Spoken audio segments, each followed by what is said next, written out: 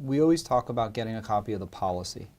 And I want you to speak for a minute about why it's so important to review the policy and understand, even more specific, not only the exclusions, but the definition of disability within a long-term disability policy.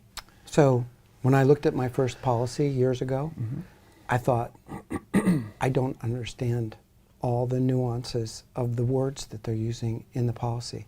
I'd been through law school. I was a paramedic. I understood medical terms and what have you, but I looked at this policy, I was like, this policy is Greek in terms of what is occupation-specific coverage? What does it mean to transition at the 24-month mark in 1 day, where before I was insured for my occupation, not my job? Example I give for legal secretaries is you may work for somebody who makes you carry a 20-pound box. But if I look at the demands of a legal secretary in the national economy, which is what insurance company insures, your work as it exists in the national economy or the local economy. Legal secretaries generally aren't lifting 20-pound boxes. There's a certain demand for that. So we try and look at the occupation. What are the demands? And does the occupation shift? Some of them work at Costco.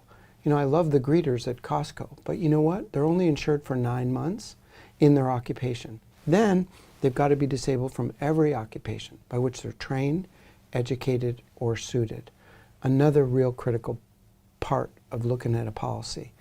I want to know whether the insurance company requires objective evidence.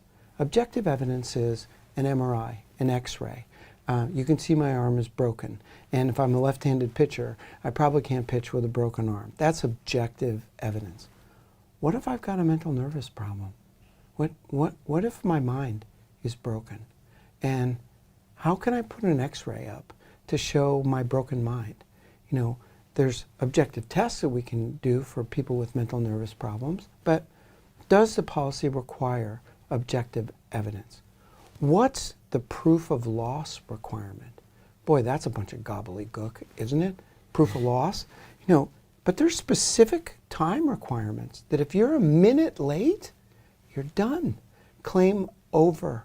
You do not get to proceed. Persnickety, difficult, confusing time demands. So the policy is really important to be able to look at the definition of occupation. Does it shift at the 24-month mark or Costco 9-month? Mental nervous. One of the most important things is, does a mental nervous condition contribute to your disability? People are like, Frank, what difference does that make? I've got a back problem. Well, Greg, what if you got back surgery and you were upset that you couldn't do the recreational activities that you did before? You're a little sad. Or dysthymic, that's minor league depression. You're sad though because you can't do what you did before. The insurance company says, well, Greg, your sadness is contributing to your disability. And if your policy says mental nervous problems contribute, you're capped at 12 months, 18 months, or 24 months, irrespective of whether it's a physical harm to your back. So we've got to look at the mental nervous provision. What's the definition of partial disability? How much of a loss do I have to make a partial claim? Is it 15%? 20% loss?